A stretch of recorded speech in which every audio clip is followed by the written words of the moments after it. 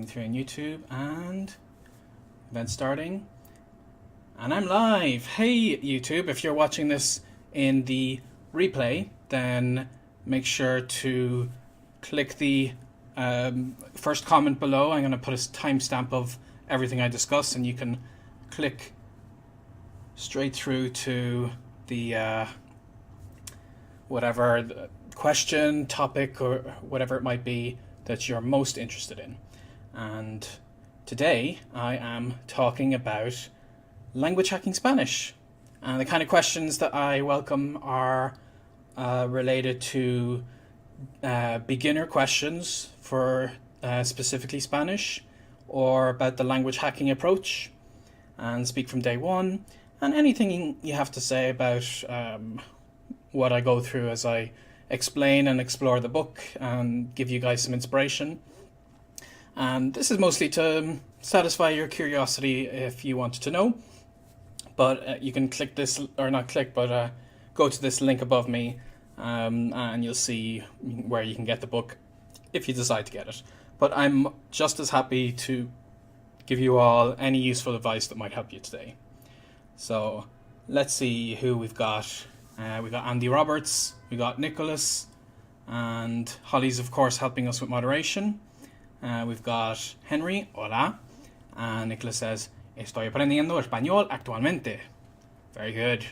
I like use of actualmente. That one caught me out for the first months I was learning it, where I genuinely used it to say actually when it means right now, currently, presently, if you will. So a good first one to use. So good job. Always feel free to attempt to say things. You can ask your questions in Spanish if you like as well, but don't feel pressured. English is just as good. I'm going to be answering mostly in English so that everybody can follow. And I will be doing streams in other languages, just not today, if that makes sense. We also have Mateus from Brazil, and we also already have our first question. I can take a couple of quick questions before I dive into explaining what the book's about and beginning to give you the guided tour essentially. And so the first question, Nick, you haven't missed anything. I'm just about starting, so don't worry. First question was from Andy, and he's saying which verb tenses are taught in the book. And I will be getting to that, I guess, but I'm not going into that level of detail, so it is a good question for me to catch right now. So verb tenses. I'm going to be so in the book we obviously discuss the present tense, and then one thing that I wanted to really dive into, if you see this right here, do 20% of the work, get 80% of the results. This is the Pareto principle, where you see what are the things that oh, excellent, I'm on Facebook. Anyone on Facebook? Sorry that I'm joining you a little late. We had technical problems there. Just discussing language hacking Spanish. Happy to take all your questions about beginning learning Spanish, about the language hacking approach in general. And if you ask your questions, then Holly's going to share them with me. I'm just getting through a couple of quick things now, but I look forward to talking to everybody today. So I was just answering the question about which tenses we tend to cover in the book. So this thing here, 20% of the work to get 80% of the results, I took this into account when I wanted to talk about the past tense in Spanish, because the I think it's called the preterite. I've never been wonderful at grammatical terminology, which is why I wrote this book with people who are way smarter than me to be able to make sure it fit all of those standards. But the simple past, where you might say, for instance, yesterday I ate a pizza. Then in Spanish that is comí. That's simple past. So I decided to intentionally not discuss that in this book, because if I'm presuming somebody's starting from absolute scratch, then giving them a useful explanation of the simple past that would be able to give them enough scope to express lots of things, I could see that it was just going to take up too much of the book. But instead of avoiding the past, what we did was we decided to give the past version that uses haber. And so I might say, ayer he comido una pizza. Now, the thing about that phrase is that it is not an accurate way of expressing that past in Spanish, because it's literally, yesterday I have eaten a pizza, which also in English doesn't tie up, you know? But the difference is that you will know what somebody means if they say, I have eaten. You know that they mean, you're much more likely to understand that they mean something that happened in the past than something that's happening right now, because it's closer to a simple past. So, and we say this in the book. We don't kind of make people think this is the correct version. We explain ahead of time the correct version can be more complex. It's not difficult. It's not like you shouldn't learn it. But if we wanted this book to be useful, to launch people into being able to have conversations, then it was very important that they embraced this philosophy of being okay with saying things that were a little inaccurate, but were totally understandable. Because if your goal is communication, you're okay with making a few mistakes. And that was a fun thing about writing this course, is that we managed to strike the balance between genuinely teaching people how to speak Spanish, while also pointing out when we're giving them a language hack. And that was one of the language hacks. Each of the units have one specific hack throughout the book. And I think it's unit 7, I can double check later, when we talk about the past. The hack for the past was to say he comido, to talk about the past of I ate, by saying I have eaten. Because it's very easy to learn that version. You just learn the first word, the conjugation of haber, and then the second version is just using the dictionary form of the verb and having a very consistent ending that has very few exceptions. There are exceptions, but there are very few exceptions.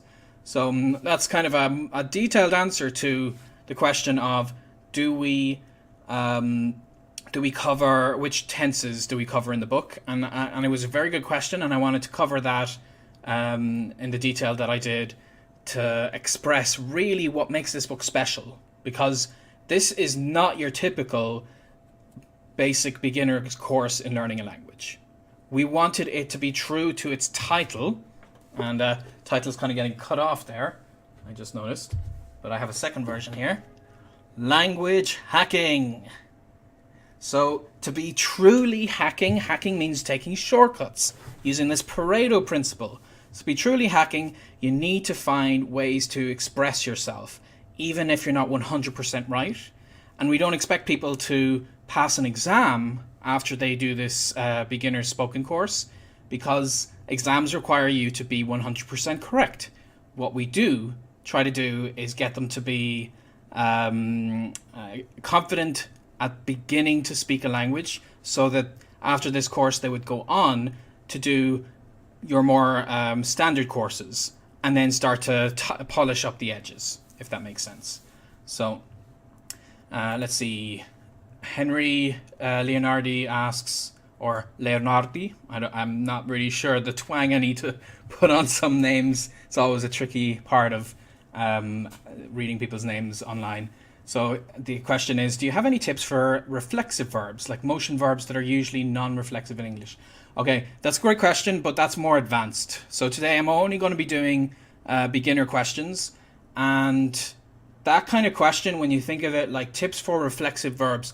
So when I first got into language learning, I did not know what on earth a reflexive verb was. I didn't know what a past participle was. So that kind of terminology is something we completely avoided getting into in this book, because we didn't want to teach people the grammar terminology. We just wanted to get them speaking. And that was the core focus of this book, get people speaking. So the likes of reflexive verbs, in this book, the philosophy would be to just say something. So a reflexive verb, for people who don't know, is a verb that kind of acts back on you. And, like I wash myself, for instance. And I would say if you're an absolute beginner in the language, just for the first couple of weeks that you're speaking, it's okay if you just say, I wash me, So you don't need to get that 100% correct. If people have any questions about the intermediate and advanced stages of Spanish or any language, then if you check out the description of this video or go to the YouTube version of it here that I'm pointing out, you'll see the schedule for the next couple of videos. Tomorrow I have a general Q&A. Happy to take any questions there. So hopefully that makes sense for the philosophy of really getting people to not feel intimidated. I really tried very hard in this course to make it as accessible to people as I possibly could. Okay, so Nick Sykes on YouTube says, does the book have tips or hacks for learning the present indicative AR, IR, ER verbs other than practice? I tutor beginning Spanish and that could be useful. Okay, so present indicative, that's like regular present, I believe, other than practice. So I'm not sure what you mean by the question. Tips for learning. Oh, do you mean learning the conjugations of the... Yeah, okay, yes, actually, we do. So when you're learning Spanish, one of the biggest things, at least for me, other people may have found this very easy, but when I was learning Spanish, one of the hardest things was the conjugation, or the different versions of the verbs. Like you're saying, I am, you are, yo soy, tú eres. That is tricky because you have to learn a different version of the verb. And that example is obvious because we do that in English. I am, you are, he is. But the vast majority of English verbs don't do that. You say, I run, you run, we run, and the only change is he runs with the S. So that can make it seem super intimidating when you see Spanish that does change quite a bit. So we give people kind of a crash course in how that works. Not as in-depth as most courses would do, because from there we give them another hack. So I've already given you one of the hacks from the book that was discussing the past tense. So another hack is to get around this issue of having to learn, as Nick put it, the present indicative. But for me, the way I framed that problem in my mind was learning all these verb forms. So the way we got around that was doing something called modal verbs.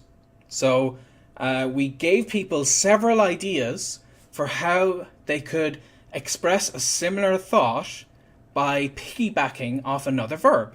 So for instance, if I wanted to say that I eat lunch every day at 12 o'clock. If I wanted to say that, but I didn't confidently know how to say eat. Eat is a bad example. It's an easy verb to conjugate. But just as an example, if I didn't confidently know how to use the I version of the verb to eat, one trick I could do is to have a small number. I think I only picked 5 or 6 small number of verbs that I do know, that I learn very well, and then find situations that I can use them before the other verb. Because if I put 2 verbs one after the other, the second one can actually be exactly how it looks in the dictionary form, or as linguists call it, the infinitive. But to me, it's just the dictionary form. You look it up, that's what it says in the dictionary. So if you looked up to eat in the dictionary, or just eat in the dictionary in Spanish, it would give you comer. And that would not imply I or you or he. It's just the dictionary form, the infinitive. So you could actually just put that exactly as it is without changing it after other verbs. And the best example is I want. So if you say I want to eat, it's quiero comer. And that comer is exactly like it was in the dictionary. So you just learn that quiero and you remember that, and you remember a small number of other verbs, and then you kind of rephrase your sentence. So if you wanted to say, I eat lunch every day at 12 o'clock, I know it doesn't have the exact same base meaning, but people will definitely understand you, and you will say a grammatically correct sentence if you say, quiero comer cada día a mediodía. I want to eat every day at midday. And that's a totally acceptable way of saying it. And you avoid having to learn the form of that verb. You just know the verb, you know the word. You remember it from using mnemonics, or you look the word up, but you don't know exactly how to say it in a different form. So that's another example of a specific language hack, a shortcut that I really wanted to be a core part of this course, because otherwise it would be just another generic Spanish course that happened to have a really ugly guy in the cover. You know? How am I doing? Am I getting it? Close enough, yeah. So that I hope that answers your question, Nick, for what we do. So keep the questions coming. Holly's sharing the ones that I'm going to try to get to with me. But before I move on, I want to actually dive into the book. And I'll continue to take your specific questions. I know this is back to front, but I'm actually going to read this book while another one is right here on my second camera. And I'll give you a quick overview of how the book goes. So let's see. Yeah, there are 10 units. So unit, kind of like saying a chapter, but unit works better in course terminology. And each unit has 3 conversations. So we follow the story of an enthusiastic learner. Her name is Sarah, or Sara, if you were to say it like a Spaniard would. And I see Nick says that helps. Gracias. De nada. No hay de qué. And so in each unit, we have 3 conversations. And that centers around a kind of a storyline of this learner. And each conversation then has some explanations around it. So we worked on this book, and I was so happy when they got in touch with me. Look at this at the back. Oh, I have to put it down to the camera. There we go. See that? Teach yourself. That yellow notch at the top of the book. Teach yourself is one of my favorite courses. It had been for a very, very long time, long before they ever got in touch with me. And they make nice and straightforward language courses. And they follow standard patterns of language courses. They teach you reading and writing and some grammar, vocabulary. They do it in a fun way. So they didn't have the language hacking approach, but I did still like them as far as courses go. So I was very happy to work with them, because Teach Yourself is owned by John Murray, the publisher.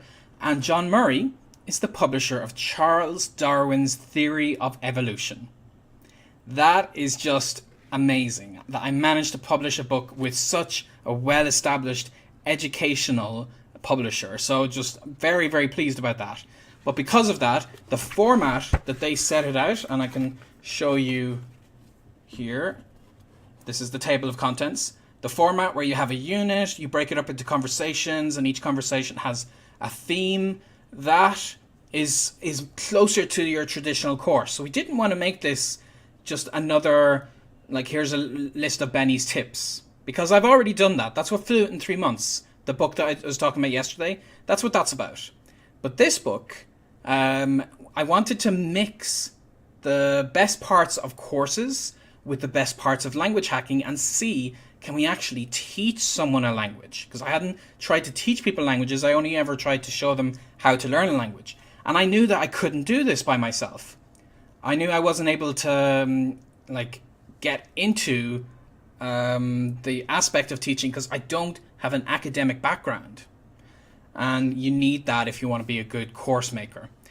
But Teach Yourself has that academic experience. They have very smart people working with them, and with our powers combined, we're earth and heart and water, and we're Captain Benny Teach Yourself. if any of you get the cartoon reference that I'm giving there. So anyway, we have a nice structured course, but where we also like to give you language hacks and not overwhelm you with things that aren't going to help you so much at the beginning. And that's another thing that people that we really thought about when we were making this course. So most courses, and this is such an important difference, most courses tend to teach you in order of difficulty. And, you know, you might think, yeah, it makes sense, doesn't it? You start with the easiest thing and you work your way up. Do all the easiest things first to have more ways you can say things, and it gets harder and harder as you go. That does make sense, but that's not what I feel is the best way to teach a language. Instead of going in order of difficulty, we should be going in order of usefulness, in order of practicality. And that is what we want to do in this course. And so we actually teach people things that are technically more difficult early on, but we don't need to over-explain it. So there might be a phrase that has some kind of a grammatical feature to it, and most courses would never dream of giving you that phrase because they have to explain every aspect of it. But when we give the phrase, if it's very useful, we just say, learn this phrase. You don't have to worry about the individual parts. Just learn it and then say it as you can, and later on you'll understand the little parts of it. So in order of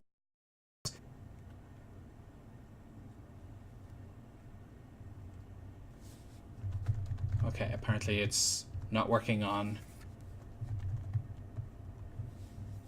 Mixer.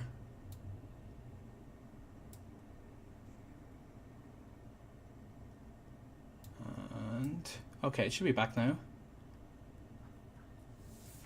So, sorry about that, everybody. Yeah, I'm back. Okay, apologies. Always like to keep all the random technology running as best I can.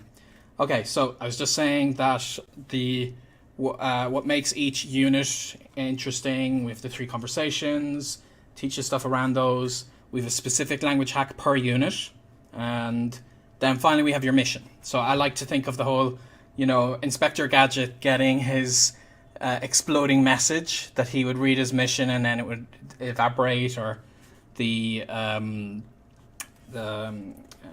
Mission Impossible guys, your mission should you choose to accept it. I always like to think of that, and that kind of gave me a drive to dive into languages, having a very specific target in mind.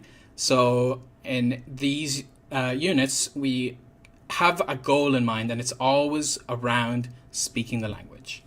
And it was crucial that we got people speaking, because it wouldn't be a course that I would be happy about if I wasn't getting people speaking. So we didn't want people to just buy the book, study it, go through all 10 units, and then at the end of it maybe start speaking. We wanted to get people speaking from day one. That's what I'm all about. So, as well as Teach Yourself, we also partnered with italki. You guys know I'm a fan of italki. I use them myself to learn languages, and they actually partnered with us, and they have a part of their site to help people with the language hacking courses, and we get people to hop on Skype and to talk to native speakers, because that's the best way to learn language, and you don't need to go to the country for that. So because of that, if we want people to be speaking on italki, we need to get them using their actual languages. So yeah, I just wanted to give you that summary. So now I'm going to try and catch up on some of these questions that Holly's passing on to me. I hope you guys are finding this interesting, and I'll try to get through as much as I can today. But again, if I don't get to your question, don't worry. You can pop back in tomorrow and ask me in the general Q&A. Be very happy to answer it then. So, let's see. Moa had asked, Benny, my biggest problem with languages is to practice with a real native. I've tried to imagine a real conversation because I heard that when we imagine a specific situation, we use the same areas of the brain that we use in a real situation. It's a good technique, but nothing is so great than to talk to a real person. So how can I practice my speaking without a real native to speak to? Moa, I've got bad news. you cannot practice speaking without speaking to a real person. I mean, you can speak to a mirror, you can speak to yourself. It's physically possible to speak without another person present. But in terms of a usefulness, I would say you gotta speak to another person. Now, that's the bad news. The good news is that you need to be speaking even if you're not in the country. So I'm not saying that you need to buy a ticket, fly there right now, or you need to live somewhere international. Like I live in New York City, so I could find people who speak many languages if I went to the right district or communities. And I know a lot of people don't have that same opportunity, that you might be learning a language that isn't close to you. So for that, I would say just get on Skype. So what I just talked about, italki, is what you should do. You should be consistently practicing speaking. And any tips I can give you for other things that you can do may well help you. But ultimately, until you get spoken practice, your spoken skills are not going to be improving. So highly recommend that you consider getting Skype-based lessons to help you get over that issue. If your biggest problem is practicing with a real native, unfortunately, you just got to start practicing with a real native. But you could do it online ahead of time. Okay? Now, so the next question I see here is from Tom Collins. And hello again, Tom. Great to see you there. And I think also I remember at the start of the stream we had Vittorio, and I always give Vittorio the Regno Unito. I always give him a shout out, so I wanted to make sure I gave him that shout out. So Tom says, when you speak in the present tense before you learn the past tense, does it become harder to then say it correctly in the future? I found that tip real good to be understood in the past example. So for example, saying I have eaten, walked isn't correct in all instances, but allows you to get by. But when you learn the correct verb tense, how do you then correct yourself? Okay, so in general, what Tom's asking, if I understood right, is that you might learn this hack that I suggested, but then you're worried that something called fossilization is going to happen, where that mistake is now stuck with you, and you have to unlearn it when you do get to the stage where you're confident and able to potentially use the other version of the simple past, as it were. So what I found is that as long as you're getting corrections the right way, and private lessons are the best way to do that, and you can also, if you can't afford private teachers, you can get language exchanges. Also on italki, they have a section of the site that gives you language exchange opportunities with native speakers. So like as you speak with them, you make sure you're getting somebody who's consistently correcting you. And if I am paying for a teacher, I always request they correct me. And if they don't correct me enough, then I find a different teacher, because they can tell me I'm doing a great job, but unless they're correcting me, it'll hurt my ego a little bit, but I will actually learn that way. So I would have a teacher, and I might say, ayer he comido. And then they would say, no, ayer comí. And they correct me, and they would do that every time.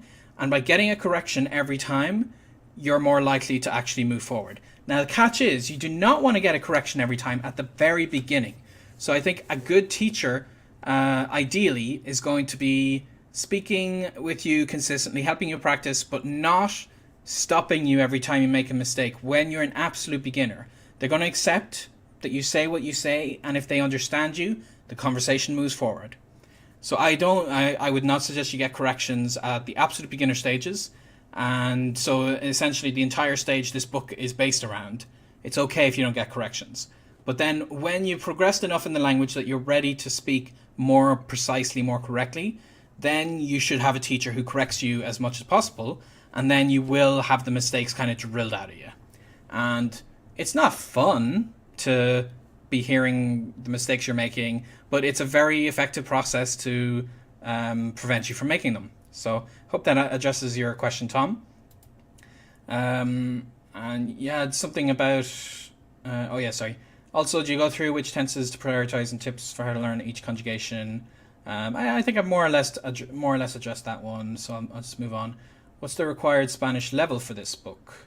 Okay, so I know Holly would have answered this question for you, but I still want to just give a quick answer myself. That this book is for absolute beginners.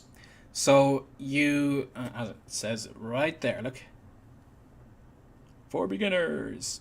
So if you only know a smattering of Spanish, a few words, a few phrases, then this book is going to help you.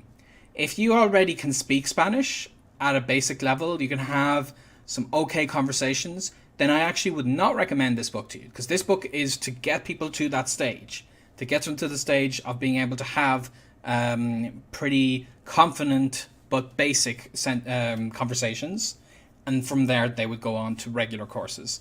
So if you're an absolute beginner, then this is the book for you. And if you know any more than that, then there are other resources that are probably more useful. So I hope that addresses that question.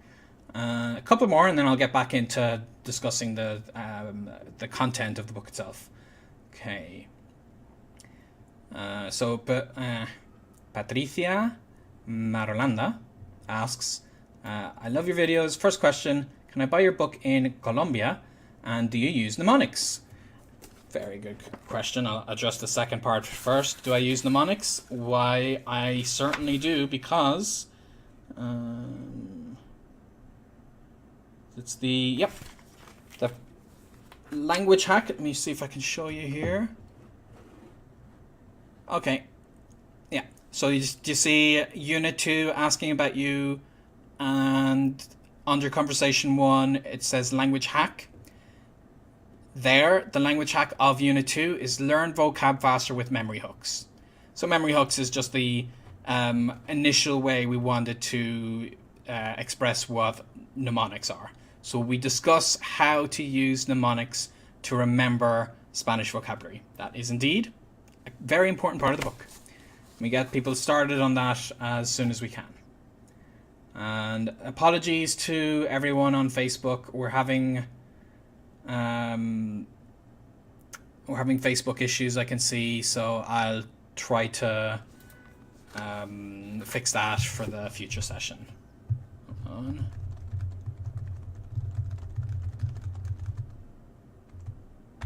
Okay, so moving on.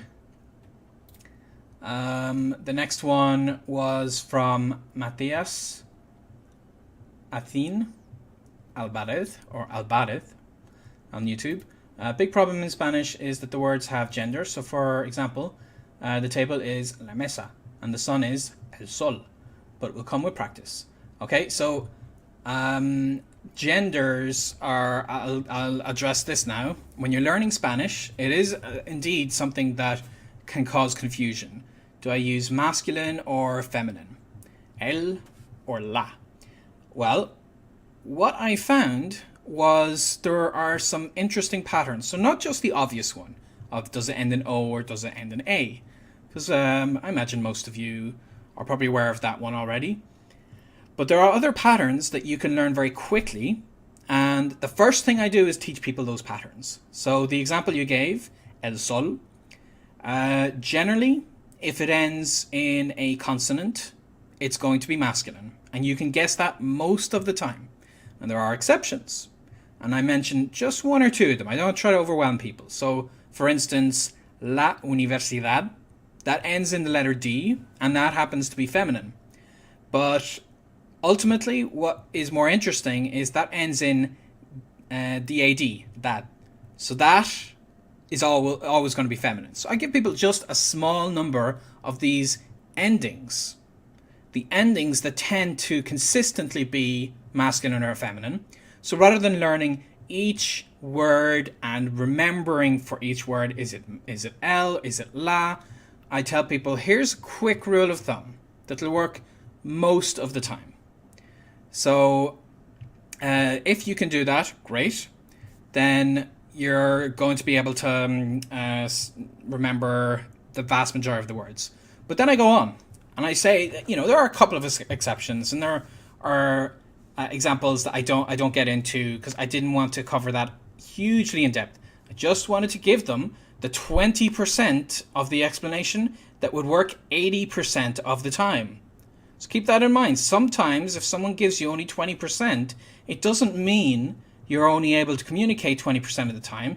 If I give you 20% of an explanation for when words are masculine, when they're feminine, you may well actually 4 out of 5 times be right. And that is a very useful way of thinking of efficiency to get you started speaking quicker.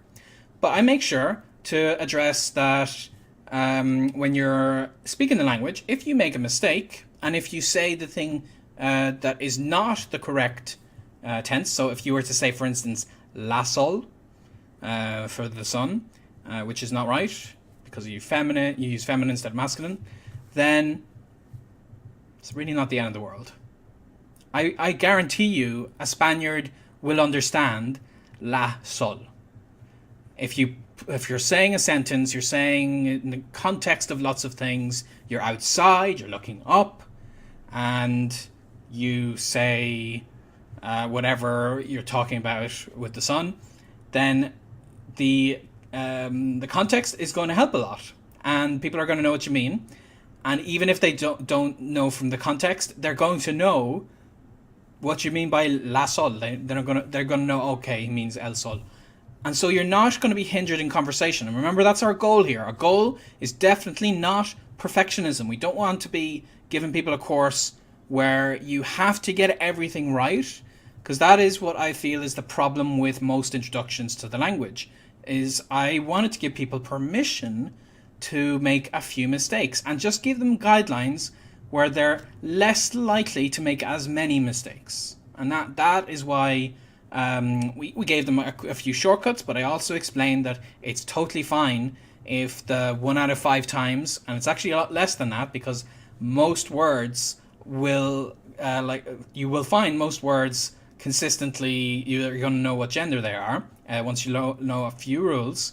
But then the few that you make the mistake on, who cares? You guess. It's not like you don't know. It means you have a 50-50 chance. So the word sol comes up. You're not sure if it's masculine or feminine. Guess. If you always guess masculine, you'll be right 50% of the time. So that's very simply what I suggest to people. That is implementing the Pareto principle. Make sure you get things right as much as possible with a reasonable amount of work. Okay, so I'm going to move on and give you a rundown. I didn't want to do the stream too long today, but I'm going to give you a rundown for what each unit goes into for a couple of minutes. I'll answer your questions as I go on, and like a few minutes per unit, and that way you'll get an idea of what the whole book's about. So, unit 1 is... sorry about this. Talking about me. Okay, so the first thing that you tend to do when you have an opportunity to practice a language is to have those first conversations, and people might ask you, why are you learning Spanish? Or where are you from? What do you do for a living? So these are pretty standard questions that when you meet someone for the very first time, you're likely to answer. And that was the philosophy we took in the course, because most courses for absolute beginners, they would presume that you're only going to learn the course to remain as a beginner. So they try to squeeze as much as they can. And if you're going to be like just learning enough to be a beginner and that's really all you care about, you're very likely going to be doing it because you're going to be a tourist in the country. And this book can help you to be a tourist. But the problem is when books are tailored specifically for that, it means the phrases they're going to give you are more likely to be about directions and where's the bathroom and like all of these things that you do need to say. But when that's your obsession, then it's less useful for conversations. And what we wanted to do was to make sure that when people are getting into this course, that they are getting into it with the goal of having conversations. So I presume from the onset that the use you're going to be getting out of this is to either get on Skype and have a conversation via Skype, or if you happen to live somewhere where there are native speakers around, that you go down to a coffee shop and you have an espresso and you have a chat with that person. So it's a much more like social, conversational idea of using the language, rather than you're being interviewed for a job or you're buying a plane ticket. We didn't want to do that context. We wanted to show that language, you learn a language to potentially expand your group of friends. And if I could get people to use a book that would help them make friends in the language, then I'd consider it a successful book. So that's why we made sure that we got people going through themes that are around that kind of conversation. So the first one is talking about me. And for this one, we don't necessarily, in the first unit, try to understand the response that people give you. We start very simply by making sure you can explain what about your situation as well as possible. We made that our very specific goal. And then in the next units, we make sure you start understanding, but we didn't want to have it too much about balancing, because if we just focus on one thing, you can do that thing very, very well, and then we focus on the next thing. Okay? So that's why we start talking about me, and talking about me means you have to learn me-specific vocabulary. So another issue here is, again, a traditional course, I would try to give you the generic list of the most likely words that you might learn, but there is no typical learner. So for instance, you can look at word frequency lists for sure and find the words that you might need to know in a language. But the problem is that you'll end up being in a situation where you're more likely going to need to say things about you that are just not in these books. So for me, the first thing that I had to learn was, I'm Benny from Ireland, I'm a blogger. That's basic stuff about me. How many courses do you think had the word blogger as in their beginning courses? Because it's not a lot. There are very, very few courses, and I have yet to come across one that a beginner is given that word. So that is a problem for me, because I'll see teacher and nurse and so on, but that's not going to be relevant to me. And then even the word Ireland. I mean, it's a pretty important country name, but because if you're marketing an English course, you are more likely going to have a bigger market in the US and the UK, maybe Australia. I tend to not see the word Ireland in many beginner courses. And this is unfortunate for me, because these are the words I need to know. So instead of trying to satisfy a larger number of people and leaving a smaller number confused, what we did is we gave people the tools to make sure that they were going to find the right words for them. And that's kind of the philosophy. It's like make your own adventure kind of thing. You fill in the gaps, and we tell people how they're going to fill in those gaps. So that's why it helped a lot. You develop your own me vocabulary. You're able to give the basics about you specifically. So that's what Unit 1 is about. And the language hack was to get started with words you already know. So for experienced language learners, that would be cognates. Didn't want to use that word in this book because I didn't know what a cognate was when I started learning languages. So words you already know. And here, for instance, is a list. Yeah, you can see pizza, cultura, activo, televisión, moderno, artista, actor, diferente, opción. So, those words, you see them, you're likely going to know what they mean. And that's kind of what we got into the first hack, is instead of starting with, here's how you learn brand new words, let's start with, what do you already know? How can you figure out the patterns to see the words that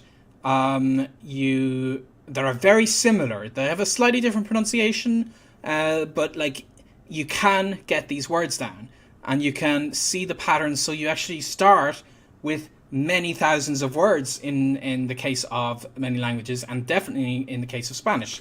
These have patterns, and we get into those patterns. So you give people a way to know the words they already know as they're starting. And then the mission in that unit, let's see, this is still unit 1, is to essentially be able to do that basic introduction of yourself. And when if people feel up for it, they could, if they go on the italki site, I ask them to maybe upload a quick video of them just introducing themselves. And you don't have to interact with anybody. It's just literally answering the question, tell me about yourself, and just answering it in Spanish. And that's where we start them with. Okay? Then, Unit 2. So before I get into Unit 2, let me catch up with some of your questions. Okay, so Sergio Sanchez asks on YouTube, Benny, do you think it would be a good idea if I tried to learn by reading poems? It's the kind of text I most like, and I think I'd be exposed to a lot of vocabulary. But maybe it would be a problem. Okay, an interesting question. So if you most like poetry, then it could be a good way for you to learn language. So if that's kind of what you're getting into, if you're somebody who really likes literature and you ultimately want to use a language in the context of literature, then learning through that can be a fantastic resource. But if you just happen to like poetry, but you're really learning the language to be able to talk to people, or for some other reason, to be able to pass an exam, get a job or whatever, then the poetry work is maybe not going to be as helpful, because poetry tends to use more complex vocabulary and unique turns of phrases that are not as useful to beginners.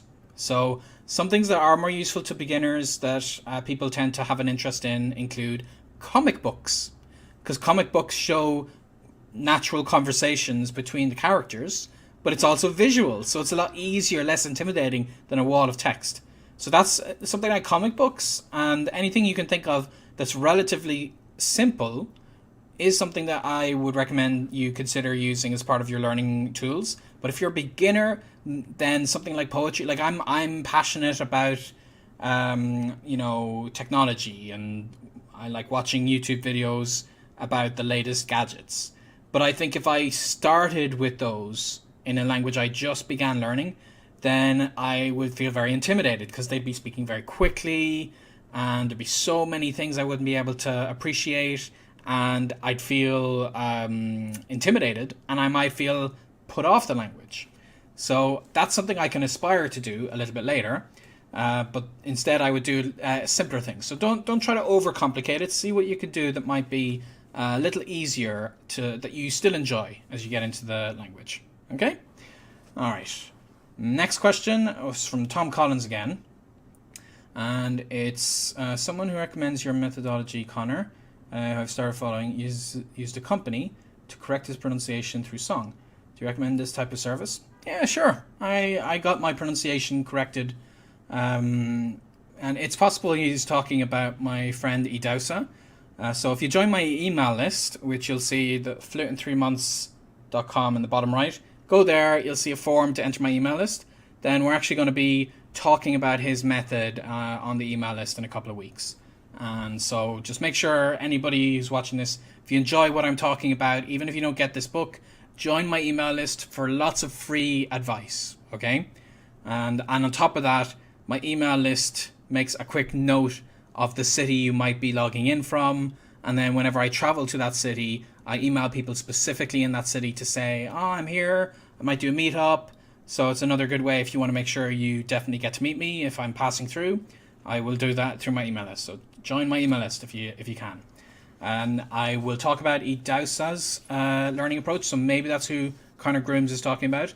But in general, that kind of service is great for your pronunciation. I personally had a singing instructor help me with my Portuguese pronunciation. So that was a fascinating experience, and it really helped because those kind of teachers are better at understanding the musicality, the individual pronunciation things you might need to tweak. So Idausa is amazing. I agree with Julie on that one. So yep, maybe that answers that question, Tom. And Greg on Facebook asked, hey Benny, I'm an intermediate Spanish learner here. I'm totally stuck. Just listening and reading books. What will get me past intermediate? When will I be able to hear others speak and understand with more clarity? Okay, so you've said several things there, but the last phrase that you said, Greg, was when will I be able to hear others speak and understand with more clarity? I think that is the crucial part, because you're listing what your actual problem is. So when we get stuck in a language, we get stuck at a plateau. It can feel like we're not making any progress because we're doing the work, we're studying, but we don't really feel like we're able to have more in-depth conversations. It's very important to specifically see what is the reason you're not progressing. And I think, Greg, that your reason may be listening comprehension. Because if people are speaking to you and you're not fully understanding them, I totally get that. That's always where I am at the beginning stage. I need people to speak very, very slowly to me. And it's only at the higher stages where they can start to speak normal speed and I can keep up. And I can keep up when two people are speaking together, which is like very, very hard because they're not adjusting to my for my benefit. But there are ways you can actually specifically work on that problem. So I don't get into that in this book, but Holly, could you share the link that we have on the podcast to our favorite Spanish podcast? If you could share that in all of the chat windows, then people can know what I'm talking about here. So this particular Spanish podcast, what it does is it uses the European Common Framework, which splits into 6 language levels, and each series of podcasts is based around that level. And so what I did in languages that I was struggling with understanding people is I would be aware of what level I'm at and try to listen to the podcast at that level. And if I felt I was comfortable at understanding it, I would then listen to the next level above that. And the great thing about this is it's pushing you just above where you're comfortable to force you to be able to understand more. Because the problem is, if you turn on the news or a TV show, then that might be way, way above what level you're able to listen to. I know it's always been for me. I can never listen to the news in my first months learning a language. I just won't understand. They're speaking too fast. It makes me feel bad because I think I'm dumb. I can't understand this. I've been learning for months and I can't even watch the news. But the thing is, the news is native speakers speaking to native speakers. And so when they speak quickly, it's too hard. When they use lots of complicated vocabulary, that's also too hard. So if you use a listening resource that is slightly harder than what you're able for, then that'll push you just enough that you're definitely going to learn, but not too much that you're not going to be able to keep up. So Holly's going to share the link to the one that I'd suggest, and you'll be able to check that out. And that kind of goes in the various different levels that I'm talking about. You find the level you're at and you push above that. So I hope that answers that question. And then one more question, and I'm going to get back into flicking through the book, and I'll start speeding up a little bit so I don't keep people hanging out a bit too long. So I want to make sure I give you the overview of all this, and I'll be able to continue answering your questions, of course. Okay, so Riffman on YouTube asks, how much time would you recommend that one spends on each chapter? I've got the Language Hacking Italian book. Yay! I'll make sure to do a stream for that one in a few weeks maybe. So how much time? There's no magic number here. There's no amount of time that I would recommend. I made these units as easy to process as I possibly could, that you don't need to spend weeks on them. But if you can do it intensively, you might get through a unit in a few hours, maybe 3 or 4 afternoons. I'm not really sure. It depends on your ability, your level that you're currently at, how hard or easy you find it. So there's really no magic number there. But whatever you feel is definitely helping you make progress, that's the magic number for you. Okay? So sorry that I couldn't give you a specific answer there, but hopefully that helps. All right. So Oh yeah, Patricia had asked me before about buying the book in Colombia, and I answered her second part of the question, I think. So, buying the book in Colombia, if I remember, because I lived in Colombia. I lived in Medellin. I was in Bogota for a week or two, and I even went to Cali. I learned salsa caleña.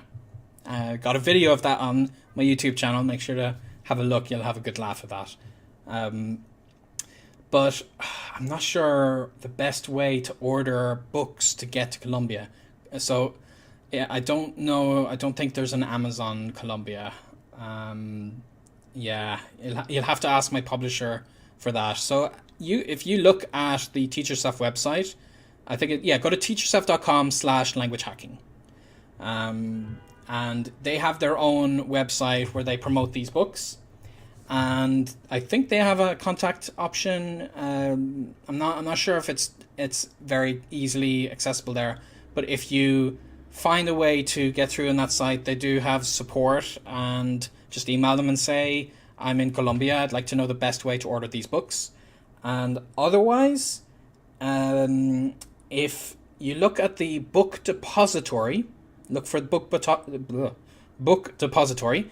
I know that they've been pretty good with affordable shipping rates internationally for many other books that I've dealt with in the past. So that's something you can potentially see, and maybe the rate for buying books to be sent to Colombia would be good with them. I'm not sure what the best vendor for Colombia would be. So, and Tom says he's in Peru, and the books don't tend to arrive here. So yeah, I'm not sure, guys, for those countries. If the things I would always do is see if I know anybody abroad coming to the country, and just ask them to buy them for you. I know it's not as efficient, but people can order in bulk on Amazon, put it in their suitcase if you know somebody traveling from America, from the UK. So that's like a workaround solution, if that means anything. Okay, so yeah, let's see. I'm gonna go through the units a lot quicker now. So Unit 2, asking about you, since Unit 1 was talking about me, Unit 2 is asking about you. So this is where we start to understand people, and I give the basic premise of again, the 80-20 principle. We don't need to understand everything they say. That's not necessary. You don't need to understand 100% of the response or whatever they're talking about. You just need to understand enough that you can get the gist. So that's what we try to do here. We try to give people enough that when a phrase is said to them, they can pick out the one or two words that are going to help them understand the sentence as a whole. So that's what we start getting into for Unit 2.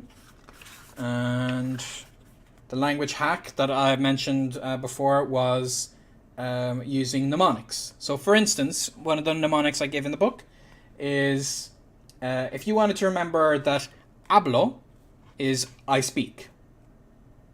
Hablo. What does that sound like to English speakers? Hablo. Sounds like a blow of air. So I imagined that when I speak, a blow of air comes out of my mouth. Hablo, a blow. So that's an example of a mnemonic. If you wanted to remember you were having trouble with that as an absolute beginner, then we give people a couple of examples to get them started, and that way you can remember these words a little bit easier, Okay. So that was Unit 2. And Unit 2, the mission at the end is to be able to speak for 30 seconds. So having that initial conversation with somebody. Okay? Next is Unit 3, and feel free to put your questions down for anything you have that might be relevant to all of this. I know that I want to see... okay, good. I'm not missing questions popping up. So Unit 3 is solving communication problems. I wanted to get to this very soon because presuming everything's going to be wonderful won't help people in the real world. and I can see that Icarus Ghost tells me on Mixer that a refresh got it working. Glad it's working on the other streams. I wanted to make sure I could get through on several platforms to people. So to solve communication problems, well, remember the context here is I presume that it's possible you're in a Skype call with somebody. So if you're in a Skype call, you might have problems with the connection, you know. Oh, that noise. You will not be hearing that noise in a month or so because I'm moving away from 6th Avenue, New York. This is my life. Sirens and horns. Anyway, so I talk about the kind of communication problems where maybe a connection drops or somebody says something and you don't really understand because they're saying it through a microphone that might not be high quality.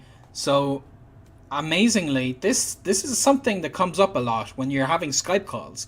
So it's part and parcel of the general issue of having communication problems. We just do not understand. So I took the theme of technology communication problems and I merged it with the general communication problems. People say something to you and you just don't know what they're saying and you have to say, I'm sorry, could you repeat that? And by addressing this, we give people the tools to be able to work the way around it whenever it'll happen. So that's what that is about. And the hack, and of course throughout this book we dive into specifics. We mention very quickly what the difference between estoy and soy, the two versions of I am in Spanish, and a couple of quick workarounds for getting things to work. But we don't go into the same depth that most courses would. We just give you enough that works in most situations because we just want to get you speaking. Okay. Yeah, and one fun thing that I liked about this book is that we were able to have opinions on the side. So it's funny because it's a course, so a course cannot teach you inaccurate Spanish. It can't teach you things that are grammatically incorrect. So to get around that, we made sure the core part of the book is teaching you only Spanish that is absolutely right. But then I was able to put my little kind of comments on the side. So look at this. You'll notice that here I've got a little arrow to tell people, like arrow and then a kind of a handwriting font. And that was my chance to kind of have, you know, your regular course that's teaching you things, but then have me kind of pop in the side and say, oh, remember, you can use the power noun since it's going to be easier for a Spanish speaker to understand. So just giving you like quick tips, and then times where I say people, you know, it's okay if you make a mistake here because this works most of the time. And so that's kind of a fun part of the book is I was able to do that. I was able to give some encouragement and some opinions in the sidebar so that the main course was consistently correct. And I'm so glad that we got to do that because it maintained my language hacking philosophy. And then in this unit, the hack was learning the genders of words. So that's a question that I had answered before. Okay, so Unit 4. And after this unit, I'll look back at the questions. Unit 4 is describing your future plans. Okay, so this is one you guys would probably know and appreciate with Spanish. That if you are talking about the future, you might imagine, oh no, I have to learn future conjugations. But that's not actually that useful for a lot of the situations you'd use the future in Spanish. You would find just as much use out of the very simple phrase, voy a, I'm going to. This will help you so much. And if you just use that as an absolute beginner, whenever you want to talk about the future, voy a, and then the verb directly from the dictionary without changing it in any way, that is I will or I'm going to whatever the thing is. Mañana voy a comer sushi. Tomorrow I will eat, I'm going to eat sushi. There's another way to say it that's a specific conjugation, but honestly, if you can say it that version, the voy a, you're going to be understood, and it's going to work the majority of the time. So that's what we wanted to get people starting with. Okay, so we talk about future plans, because if you're getting to know someone, having a conversation, you are likely going to be talking about your plans. And then in this unit, the hack is to say exponentially more with booster verbs, is what we call them. And I can see Nick saying on YouTube, he's saying, oh, the poder of ir plus a, which is funny because poder, to be able to, is one of my booster verbs. That is one of the words I said earlier on that, remember I said, quiero comer. So in this part, we discussed that hack, using a booster verb before a dictionary form. And then you don't really have to learn the specific of the verb you're using. You just learn these particular booster verbs, one of which is poder. And poder meaning I can. So if you say, for instance, as an example I've got here, you can, if you wanted to ask, am I calling Pablo, you could change it around to, can I call Pablo? And it means more or less the same thing. And there are other examples that you can put that in, and it's not exactly the same meaning, but it's close enough that you're not really changing what you're saying. Do you know what I mean? So that is the hack of that unit. And the mission was, here we told people that they would describe their dream holiday, so a place they will go to, and they tried to switch between using yo and tú. They're talking about I and you, to say how, like, you're talking directly to a friend and saying how me and you will be spending this trip. And we try to get people to come up with an interesting way of expressing that. Okay? So let me see what questions you guys had here. Okay. So yeah, I can see Holly shared that link with you guys to Spanish Pod 101. So that's the one I was talking about. And so I think I answered Patricia's question about buying it in Colombia. Okay. Next was, okay, ORYUUHI11. I don't know how I would actually pronounce that, so I'm just listing each letter. On YouTube, asked, does anybody know, is Spanish Pod that was recommended based on European or Latin American Spanish? I know that they like to have both. Any good podcast will have both versions, and they'll point out. So I forget which one they have more prominently, because it would change between the levels. So if they have one more prominently for the level you'd be learning, they might switch to the other for another level. But the point is that they will point out when it's different. So for instance, if you're learning a lesson and the person says el coche for the car, then in the lesson, when they're explaining, they'd say, by the way, in Mexico, for instance, you would actually say el carro for that word, and they would point out specifically when that's different. So it's not picking one or the other. It tries to give you international Spanish, and then when they're different, it'll tell you specifically. And then in the more advanced lessons, it'll dive into very specific dialects so that you can get to know those better. Okay. So, next question I see here. Elizabeth Bruckner on Facebook, who loves my books, says, just catching us now. I'm working with language hacking French. It's wonderful. Spanish will be my second new language, and I'll for sure be using your book first. If the language hacking French book is accessible and actually quite fun, thanks for creating it. Okay, thank you. I'm very glad to hear that. And I'm glad it helped you enough that you're considering getting the Spanish one. And if I missed a question there, just let me know. But I'm very, very happy to read that. Thank you for that, Elizabeth. And then Jarek asks, why do different people use the B and V sound when using the V in Spanish? Thanks. That is an accent thing. So some dialects do distinguish between them. The B corta and la V, and they even have like different, or B. Actually forget how they call it in Latin America, but I know it's like V for the V sound, and then B, just that for the B sound. So that's kind of, you just say them both the same. It's like a sound just a little bit outside of your mouth, similar to the B sound. You don't have the V sound, but some dialects, they will distinguish them. It's not as likely. So as a beginner, I would just always say the letter B.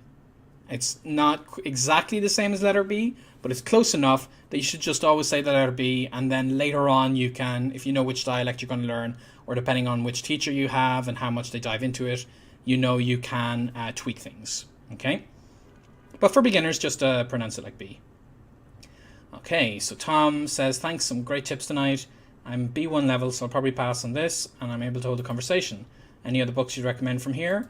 Yeah, so this book especially, we wanted to make sure it led people into then being able to use good follow-up books. And for that, very simply, the Teach Yourself courses. So I've had good success with those, and they have a complete series, so complete Spanish from Teach Yourself. So maybe check that out, and that will get you up to, I believe, B2, some of them up to C1. Most of them are going to get you up to B2, so that'll push you forward. And otherwise, just make sure you're getting lots of practice. So don't base your things too much around courses. Even as I'm talking about a course I made myself, for me the crucial thing was to give people the aspects of this course, but then to also get them to move forward and to use other resources, to be speaking. So my goal with this book was actually to get people out of the book, if that makes sense. Okay, so all right, moving swiftly forward. Unit 5, talking about family and friends. So in this one, we get into other forms, because up to this point in the book, to keep things simple, we only really talk about yo and tú, so I and you. Whereas here we talk about él and ella, he and she, and ellos, they, and nosotros, for we. So that's kind of what I expanded this from here. To keep it simple, first few units are presumed you're just talking directly to one person, not really about other people. And then now, halfway through the book, we incorporate being able to talk about a lot more. Okay? So, that's what that unit's about. And... oh, sirens. Okay, then the hack in this unit was to learn the patterns to decipher new verb forms. So when you do want to be able to say, because in the previous unit, I think maybe one or two before, we talked about that quiero comer, that you get around conjugation, verb form issues. So we give people that resource so they can do it, but then we also, in this hack here, give them tips for being able to say those changes. So for instance, that you have entender changes to entiendo, so that E changes to an IE, and there's an easy way to remember that. There's a method to that I explain here that I didn't really see people explain in other courses, because to explain it fully 100% would take a very long time. But to explain it that it makes sense most of the time, you can do that very quickly. And that's what I did here, to give them a little shortcut to be able to conjugate verbs as the language hack of that unit. Okay, and then the mission of that unit is to try to set up your friend with tu amigo español. So in this way, you're describing your friend, and you use the he or she form. So, or if it's tu amigo, then it's going to be setting her up. But I didn't specify, so, open-minded book. Maybe you're setting a guy up with a guy. I don't know. Yeah. So that is Unit 5. So Unit 6, I'll go through this and then I'll answer any questions I see. Having some food, drink, and conversation. So I did want to cover, talking to a waitress and so on, but I made it more about talking to your friends in the restaurant as the core, and that way you would still address a waitress or a waiter. And by addressing that person, I did manage to touch on the formal you, because what I presume throughout this course, I don't think someone asked the question, but it is an important question to ask, is do we use tú or usted in this course? And since the theme is a friendly conversation, we presume you're going to use tú. And especially if you're in Spain, you're more likely going to hear and use tú with the vast majority of people. It's true in Latin America, more likely to have some formal use in a lot of places with a lot of people, but with friends, you're very likely to use tú. So we used that throughout the book, but we were able to give usted a little mention in this unit by just kind of illustrating if you were to talk to a waitress, you could say this. And yeah, that's why we brought our friends to the restaurant in Unit 6. And what was the hack of this unit? We have lots of little things, so I'm skipping to just the hack and the mission, but we have quick grammar tips to get people to understand a particular grammar point in a very fast way. So still kind of a hack in that sense. And we've more vocabulary tips and culture tips as well. Things that you can and maybe can't say in some situations. So we try to do that whenever possible. But then the hack in this unit was to sound more fluent with conversation connectors. So conversation connectors is a tip I got from Anthony Lauder.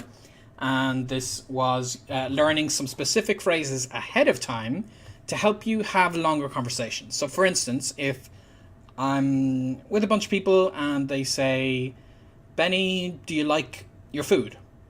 If I'm an absolute beginner, I might just say, sí. And that's the end. And I've answered the question, but I haven't really engaged in the conversation. And so the idea Anthony gave me of conversation connectors was adding kind of buffer phrases, and you just learn these ahead of time.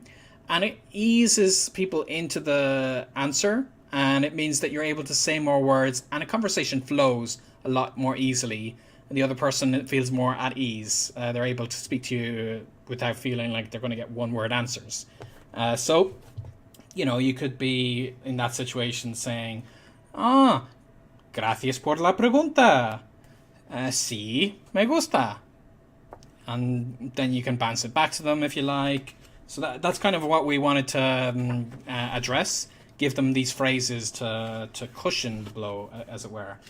And then the mission in this unit was to convince your friend to try out your favorite restaurant. So prepare phrases giving your opinions and explaining why you agree or disagree. So in this way, it's not like you have to, from scratch, come up with, large ways of expressing, debating opinions of which is better or whatever. It's just learning, picking the particular easy things that you can, at the drop of a hat, say. And you don't even need to understand the components of the sentence. They're phrases that you commit to memory. Okay? And I'll do one more unit before I catch up with your questions. This is Unit 7. We're getting very quick up to the end of the book now. So Unit 7, talking about yesterday, last week, or a long time ago. So in this one, we, of course, get into the past tense. And as I said at the very beginning of this video, we do that by explaining the as, a, hemos, an. That's a conjugation of the verb haber. And if you learn that one verb, then there's very simple rules for how you'll follow the next word, and you can very quickly say, I have whatever. So, I have run, and so on. And then there are exceptions to words that don't follow those simple patterns. We try to give a couple of them, but then if you don't get them absolutely right all the time, it's still okay This is just to get you around the problem so you can say something. Because it's better to say something incorrectly that's understood than to be paralyzed with fear of not knowing how to say it at all and say nothing. Saying something wrong is better than saying nothing because you want to get it right. Okay? So that is something I wanted to keep in mind for people. And I see Diana has made it. Hi, Diana. Very glad you made it for the stream. And the hack for this unit was, of course, that actually wasn't the hack, what I was just describing. That was just sprinkled throughout the unit. The he hablado was just to kind of help people get through the conversations and so on. So the hack is time travel. 3 ways to talk about the past using the present. So, might seem weird, but we do this in English, if you think about it. If you're telling a story, you might say, the example I'll give here is, so, the other day, there I am, minding my own business when someone comes up to me and you'll never guess what happens. So if you think about it, I'm describing a story from the past, but I'm using the present tense. And you can do this in Spanish. It's not something you can do like all the time, but if you're giving a narrative, you can kind of do that. And that's a hack. That's a shortcut. Then point 2 is what I said using the haber. And then I give 2 more that I'll keep a secret so that I entice you to consider looking into the book. 2 ways to get around learning past conjugations, but still actually correctly in a way or efficiently discuss the past. Okay, and then the mission was this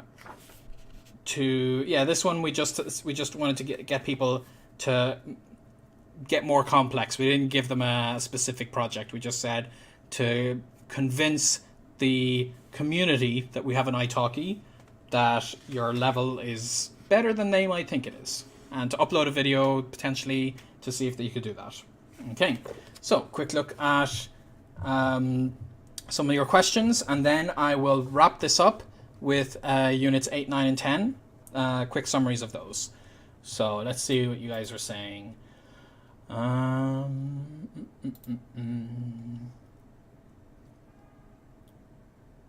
So, regarding B versus V, Mariana says B larga and B alta. B chica, B pequeña.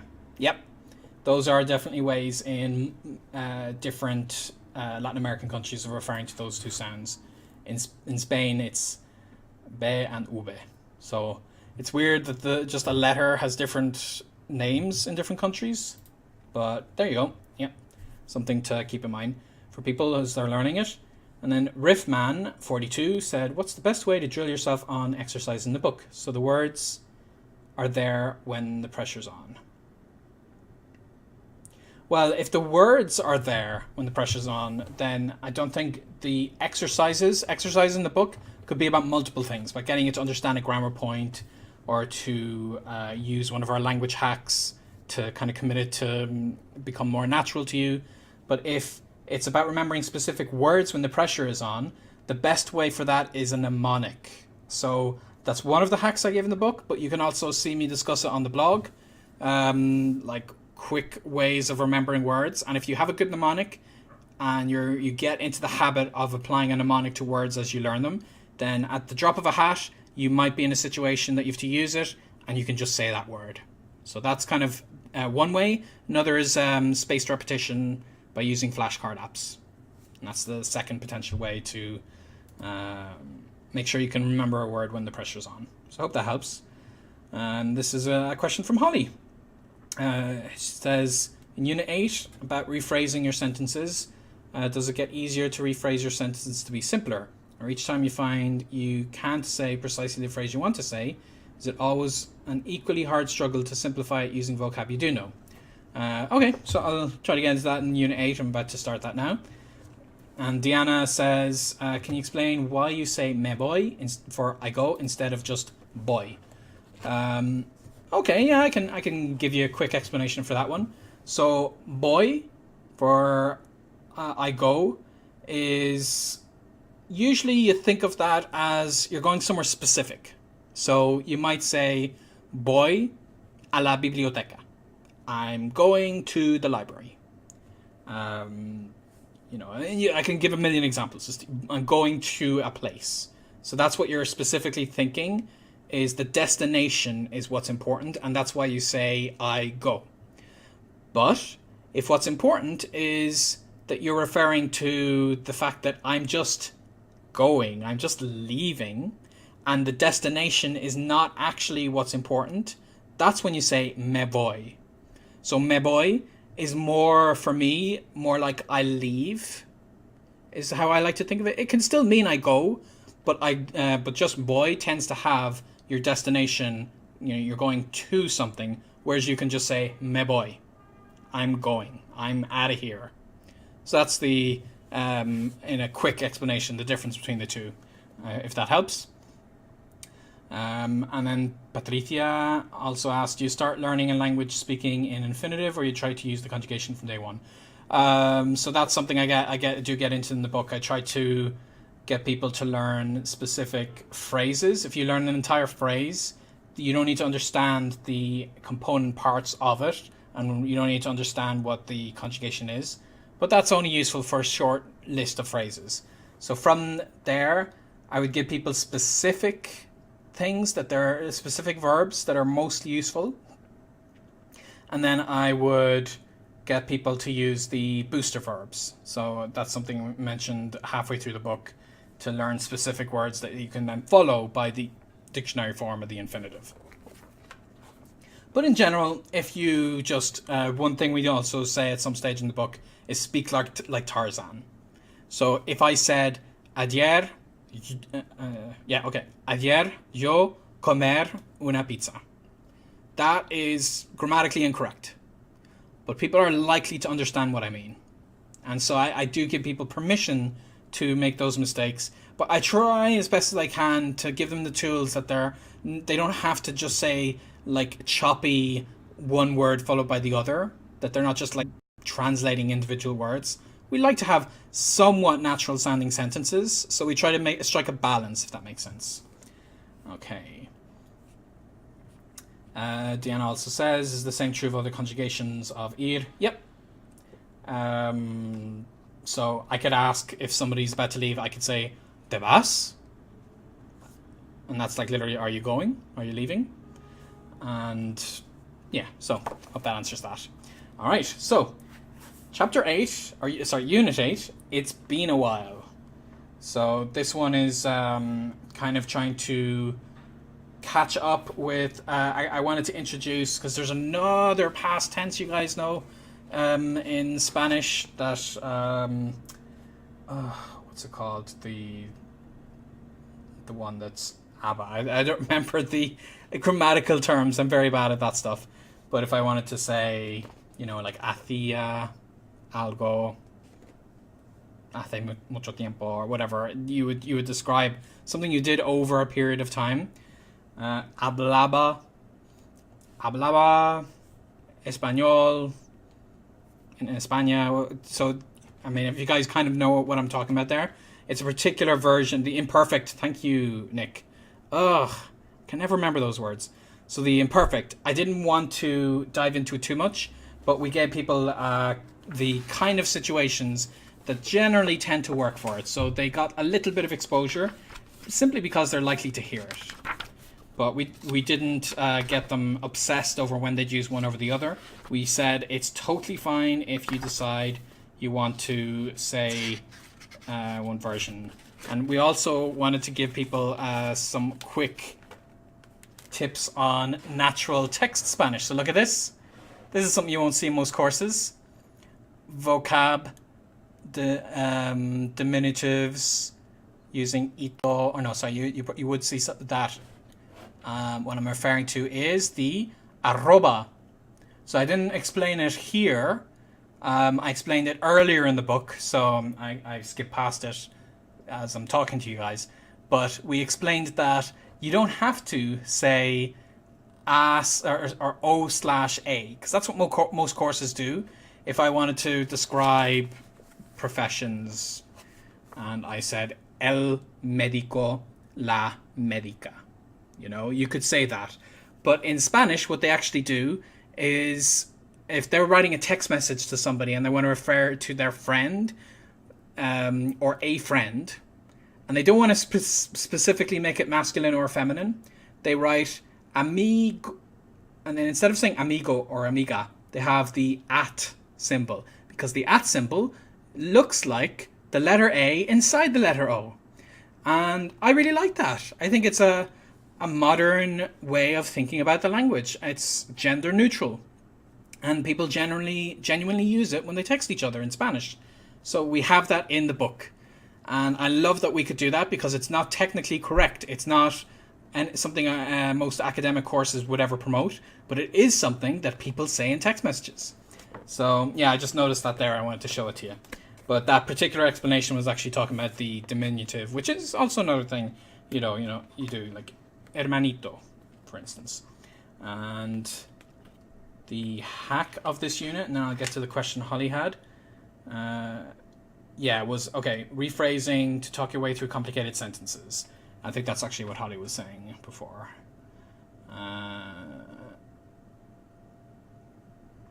So in terms of simplifying sentences to say what you want to say, if you can't say precisely, can you simplify it using vocab you do know? So the hack in this unit, we try to get people to think of when you try to translate in your head what you want to say. The problem with that is sometimes you overcomplicate things, because as a native speaker, that what you want to say might be far too complex. So I might say, let's see, the example I gave here was, I think I had a phrase. Yeah, okay. So instead of saying, would you like to dance with me? You know, which is a nice, proper, formal thing to say. Then you have to think, well, how do I say would you? And is it would I like? Do I use like this way? Do I use like in the conditional? And it's so complicated. And so translating that specifically is a problem. But you could still say something way simpler and convey the same thing. So in this example, we just said, dance with me. So it's an imperative, and people will understand that just as well, and that's a lot easier. Baila conmigo. And that's an example I gave. You take a complicated phrase and just try to think of an easier way to say it in English that you would translate if that's the way that you want to do it. Okay? So we go through that in terms of phrases, but if there's, I think what you're saying, Holly, is if there's particular vocab, is it hard if you want to work your way around that? And yeah, I mean, it's interesting because with Spanish, because it's a Romance language, the weird thing is, the more complicated the vocab, the more likely it's going to be the same as in English. So I said at the beginning that me watching technical videos was not something I could do at the start, like watching a YouTube explanation about a computer or something. But once I have enough of the language, the thing is, computer terminology tends to be the same. Like the word technology is tecnología. And a lot of things, a lot of technology terms, there are exceptions. Like in Spain, the word for computer is ordenador. But then in Latin America, it's computador or computadora, depending on the country. And so a lot of those words are very similar. So the more complicated the language, the level of the language gets for Romance languages, the more likely those big words are going to be the same as they are in English. So that's one thing. But then another thing is if you just think of a good way to express what you want to say using simpler words, you can still do that. So if I wanted to say computer and I didn't know the word, then I would say la cosa de internet, the internet thing. And that's fine. Then what's likely going to happen is the person, if you use the simple enough words that are understandable, the person will say la cosa de internet. Ah, el ordenador. And you'd be like, yeah, that was the word I was forgetting. Or is that the word for computer? So yeah, something you can keep in mind is it's not as bad as it might seem. Okay, and then I'll flick through the final 2 units and I'll see your final questions so that we can wrap this up for the evening. I appreciate people staying along. And again, as a reminder, you can get the book here. And if you go to my blog link in the bottom left, you will see my email list. Sign up there and I'll give you a free crash course. You click Spanish. I'm going to start sending a lot more over the coming weeks, emails specifically about learning Spanish. And I do appreciate everybody hanging out as long as we did today for the stream. So Unit 9 is describe it. So this, we want to start using like adjectives and getting people into understanding how that works. And more descriptive sentences so they can expand what they want to say. Because we're at the stage now where we don't want things to be too simple. We want to give them the beginning resources to move forward. And so the hack we used here was, use hidden moments to get Spanish immersion for the long term. So this hack was more about the general issue people have in language learning, that they don't understand they don't know how to find the time to learn language. And that itself is a language learning problem that people don't really address in courses. So I wanted to do that. I wanted to give them some tips for how to squeeze some more time out of their day. And then the mission was is to use your descriptive language to point out the best places in town to a foreigner. So yeah, imagine a tourist was in your hometown and you wanted to describe the town to them, then you would do that as best as you can. Okay. And then Unit 10 was and we ended in a nice short unit. Having your first conversation. So this, we go through the, I like this, that we managed to squeeze this cartoon version of me. Did you see that? In New York. And that is, unfortunately, that is not the view that I have in New York. Oh my goodness, I wish it was, because that is clearly, do you know what's funny? Is when the artist sent me the first version of this picture, he had the Empire State Building in the background, and it looked like it was like the peak of it was at my eye level. And I was like, are you kidding me? You're telling me that my apartment in this fictional universe is on like the 100th floor or something. And I was like, I'm definitely not that rich, so you'll have to put me down a bit. So he did, and he put me down to a slightly lower level, but still, if I lived there, then I would be loaded. My view here is just the front face of another building, so definitely not as fun. But yeah, that was me in my silly hat. You can see the Machu Picchu is on the wall there. And what else? We have a Spanish dancer by my lamp. We have my mouse pad is the symbol of Spain, the bull. And I have a picture of Lauren on my desk. And one thing that was very fun is we were still engaged at that time, but I made sure to draw my ring, or to have the artist draw my ring on my hand. So yeah, just a random thing about that image that you have a little story for. Okay, so this unit we kind of summarize as best as we can to get people the final tools that they need to be speaking the language. Pulling in various parts of the book, and then at the end we tell them to go have their first proper conversation, because that's the goal by the end of the book, is to be able to do that. We get them like just started to speak with people, but then by the end we want to actually get them speaking. So that was Language Hacking Spanish. Whew, I hope you guys enjoyed that. So let me answer some final questions and then I'll wrap this up, because it's almost 11 o'clock here, and I like doing these streams as much as I can, but I also like catching up on sleep, because I got another stream tomorrow. So if I missed any of your questions, I will definitely try to get them tomorrow. Okay, so let's see. Final things you were saying here. Diana says the text thing with the arroba, do they do that in all Spanish countries, or is that specific to Spain? I'm not really sure, to be honest. They do that definitely in Spain. I even saw it in advertisements. They would put advertisements up on the wall in a university, and they'd be looking for compañero de piso, but they didn't want to specify that it was definitely had to be a guy, so it would be compañer and then the at symbol. So I would see that in Spain, like in text or just written in advertisements. And I'm sure there are countries in Latin America that you would use it in. I just don't know how prominent it would be, but they would understand for sure.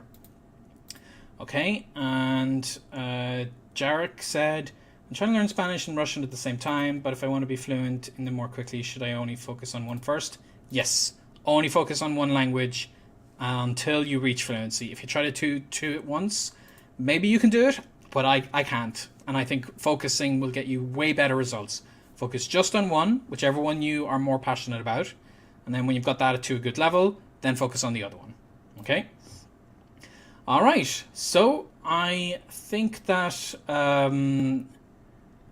Holly says, in movies, Empire State Building can be seen in every window in New York. Yeah. Just like in Paris, every window looks at the Eiffel Tower. In London, every window looks at the Big Ben. Everybody knows that. I wish. Okay. Yeah, so that is... Patricia was confirming what I said. Si dices la cosa de internet, entendería perfectamente. If you were to say the internet thing, I would understand perfectly.